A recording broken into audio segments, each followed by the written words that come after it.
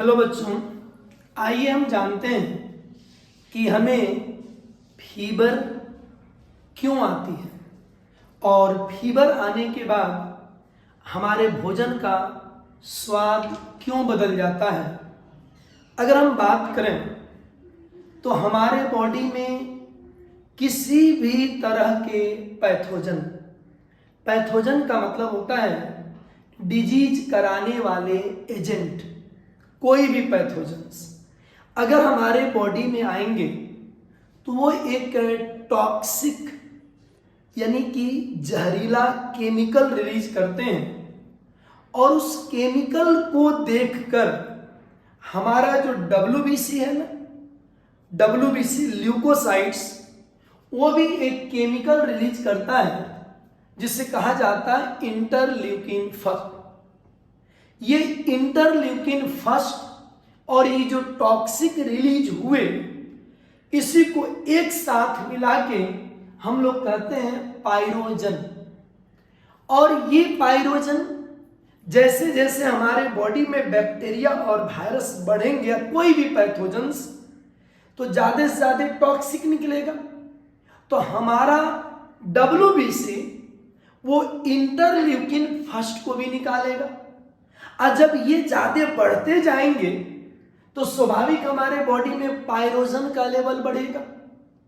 और ये पाइरोजन क्या करता है, हमारे ब्रेन में एक पार्ट होता है हाइपोथैलेमस।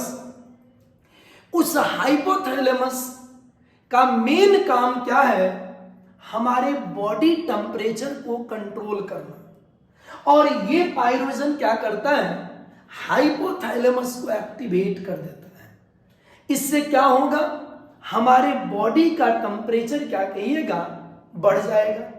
और जब बॉडी का टेम्परेचर धीरे धीरे बढ़ेगा तो जो पैथोजन्स आए हैं ना, चाहे बैक्टीरिया, चाहे वायरस, प्रोटोजोआ, हेलमिंथ, कुछ भी आए हैं, तो उनका क्या होगा, एंजाइम उनके शरीर से जो निकलते हैं उसकी एक्टिविटी क्या होती है, स्लो डाउन हो जाती है।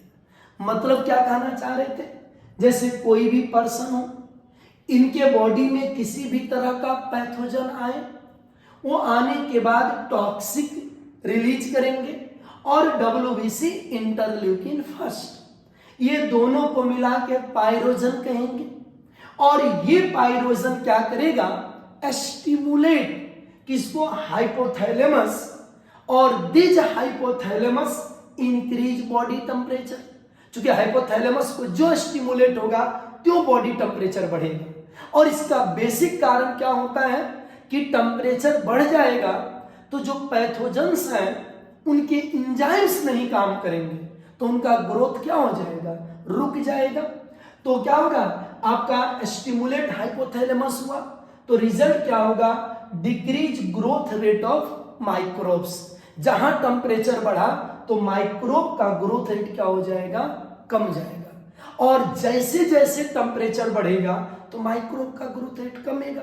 लेकिन बॉडी का ज्यादा टेम्परेचर भी नहीं बढ़ना चाहिए, तो इसको फिर कम कैसे करेंगे, हम बाहर से क्या करते हैं, आपका एंटी क्या कहिएगा, पायरेटिक ड्रग्स लाइक पैरासिटामोल, ये देंगे तो टेम्परेचर हमारा क्या हो जाएगा, धीरे धीरे कम जाएगा।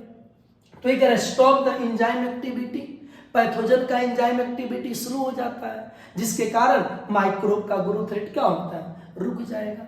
और बेटा अगर हमारी बॉडी में एंजाइम निकला और उस एंजाइम से अगर माइक्रोब के एंजाइम की एक्टिविटी स्लो होती है तो उनका ग्रोथ रेट तो रुक गया, लेकिन वो आपका टेम्परेचर हमारे एंजाइम पर भी तो प्रभावित होगा।